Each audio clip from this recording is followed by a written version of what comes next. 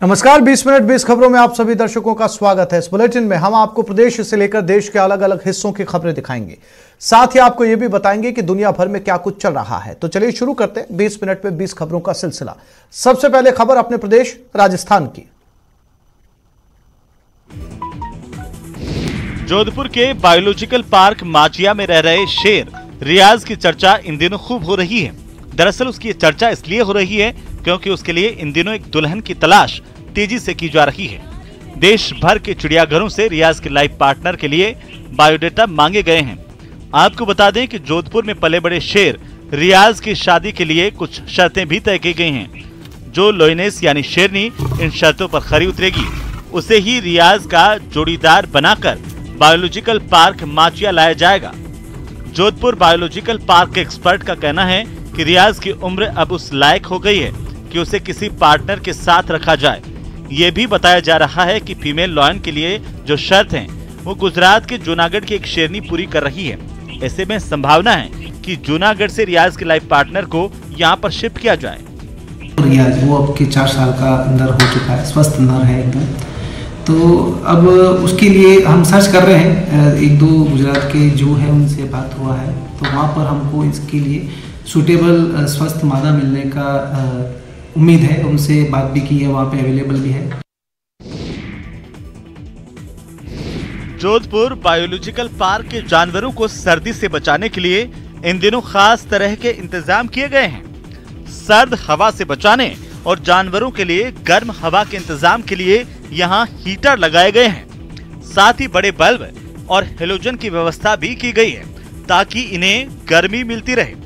जानवरों के पिंजरे में गर्म कपड़े और कंबल भी डाले गए हैं ताकि उसमें बैठकर वो गर्मी ले सके। वहीं बाघ और शेरों के लिए बाड़े के पटिये बिछाए गए हैं ताकि उन्हें ठंड से बचाया जा सके। वहीं दूसरे जानवरों के लिए भी बाड़े और पिंजरे को हरी चादर से ढका गया है।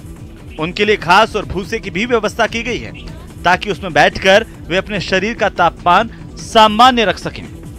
जो ठंड से बचाव के लिए इनका जो शेरों का, टाइगर्स का, लेपर्ड्स का जो सारे वन्य जीवों के जो एंक्लोजर्स और पीछे जो इनके पिंजरे हैं, पिंजरे में जो खिड़कियां उनमें हमने फाइबर शीट हमने उनको फिक्स किया ताकि उनका सर्दी से बचाव किया जा सके। डायरेक्ट जो हवा जो क्रॉस करती है उसको रोकने के लिए एक सबसे पहला हमने काम ये किया है। इन दिनों जैसलमेर की सड़कें केम छू आवाजो तमारू नाम छू से तम क्या रहा छो तमे शू करो छो जैसे गुजराती शब्दों से गुलजार हैं। दरअसल क्रिसमस के बाद से स्वर्ण नगरी जैसलमेर में गुजराती पर्यटकों के आने का सिलसिला तेज हो गया है। इन गुजराती पर्यटकों की वजह से पर्यटन व्यवसायियों के चेहरे खिल उठे हैं। साथ ही जो पर्यटन स्थल पर्यटकों के बगैर सूने हो गए थे, वहाँ की रौनक भी लौट आई है। स्वर्ण नगरी इन दिनों सैलानियों से लबरेज है, तो देसी पर्यटक यहाँ पहुँचना शुरू हो चुके हैं। यहाँ पर एक ग्रुप है जिनसे भी बात करते हैं। जैसलमेर आए हैं, क्या कुछ जो है अब तक देखा है, कैसा लगा? बहुत अच्छा लगा। हमने देखा है लाइक फोर्ट्स देखे हैं हमने, फिर ये लेक है। It's really very awesome and it's real like ठंडी है तो like it's we are enjoying it. बताया जा रहा है कि नए साल के स्वागत के लिए यहाँ पर्यटकों के आने का सिलसिला अभी और बढ़ेगा।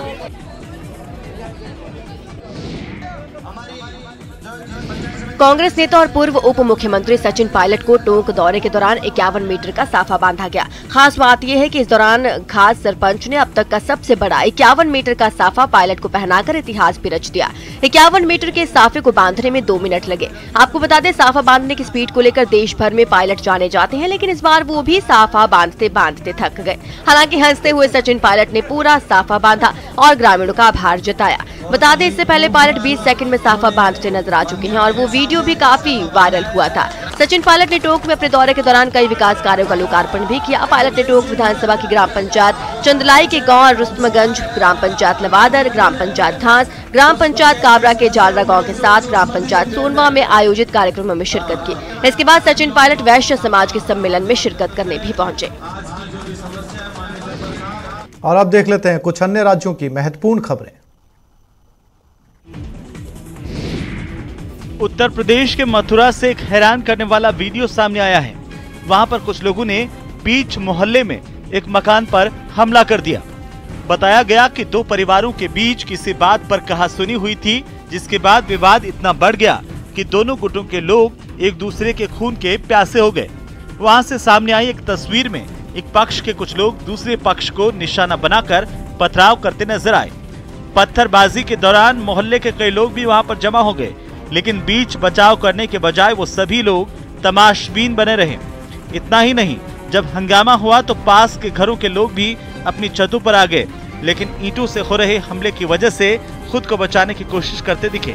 बताया गया कि इस मारपीट में 3 लोग घायल भी हो गए। मामूली कहासुनी पर शुरू हुआ ये मामला इतना आगे बढ़ गया कि एक गुट के लोगों ने दूसरी तरफ के लोगों के मकान पर हमला कर दिया। बीच मोहल्ले में उस मकान पर पथराव किया गया और कोई बचाने भी नहीं आया। बाद में जब पुलिस वहां पर पहुंची तो हमलावर घटना वाली जगह से फरार हो गए और फिर इस हमले में जख्मी हुए लोगों को अस्पताल में भर्ती करवाया गया। वाल्मीकि समाज के 10, 15, 20 घर है वहाँ कम से कम, वो आपस में लड़ रहे थे। हम लोग बाहर बैठे थे तो उन लोगों ने उनके आके आपस में लड़ रहे थे। वहाँ पे आके मेरी मम्मी से डंडा छीना। डंडा छीनने के बाद मेरी मम्मी डंडा नहीं, मेरी मम्मी को मारने लगे, पापा को मारने लग गए और पूरा पत्थरबाजी करी। उन्होंने चाकू मारा मेरे पापा के हाथ में। मध्य प्रदेश के छिंदवाड़ा से दिल दहला देने वाली तस्वीर सामने आई है। वहां एक धार्मिक कार्यक्रम के दौरान एक बेकाबू गाड़ी ने श्रद्धालुओं को रौंद दिया, जिससे कई लोग बुरी तरह से घायल हो गए। यह हादसा उस वक्त हुआ जब वहां पर पदयात्रा निकाली जा रही थी। तभी वहां मौजूद वो गाड़ी बेकाबू हो गई और सामने सड़क पर जश्न में डूबे लोगों को उसने रौंद दिया। ये सब कुछ इतनी तेजी से हुआ कि श्रद्धालुओं को संभलने का मौका भी नहीं मिला, क्योंकि वो गाड़ी भी इसी पदयात्रा का हिस्सा थी और उस पर कई श्रद्धालु सवार थे। लेकिन उसके ड्राइवर की गलती से कई लोग बुरी तरह से जख्मी हो गए। बताया गया कि घायल हुए लोगों को तुरंत नजदीक के अस्पताल में भर्ती करवाया गया, लेकिन जब उनकी हालत में सुधार नहीं हुआ तो उन्हें नागपुर रेफर किया गया। दरअसल जिस गाड़ी की वजह से यह हादसा हुआ उसी पर संगीत की धुन बज रही थी और उसके सामने ही कई लोग जश्न में डूबे थे। यही वजह रही कि जब वो बेकाबू हो गई तो लोगों को संभलने का मौका नहीं मिल पाया। गनीमत रही कि थोड़ी ही दूर जाने पर वो रुक गई, नहीं तो वहां पर बड़ा हादसा हो सकता था।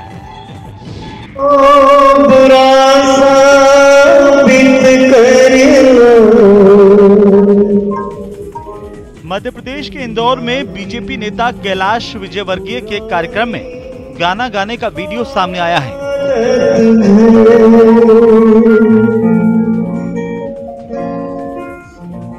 वो वहां मोहम्मद रफी की याद में आयोजित एक अवार्ड समारोह में हिस्सा लेने के लिए पहुंचे थे, लेकिन उन्होंने वहां खुद ही माइक संभाल लिया और गुनगुनाना शुरू कर दिया।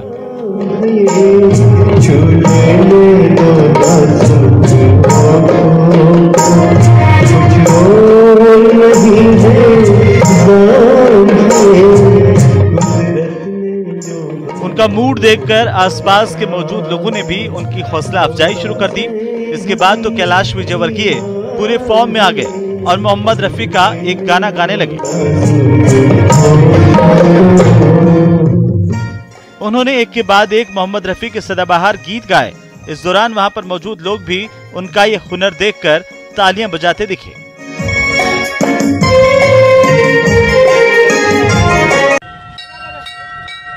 मध्य प्रदेश के छतरपुर में 30 दिसंबर तक चलने वाले किन्नर समाज के महासम्मेलन के 7वें दिन सैकड़ों की संख्या में किन्नर समाज के लोगों ने कलश यात्रा निकाली।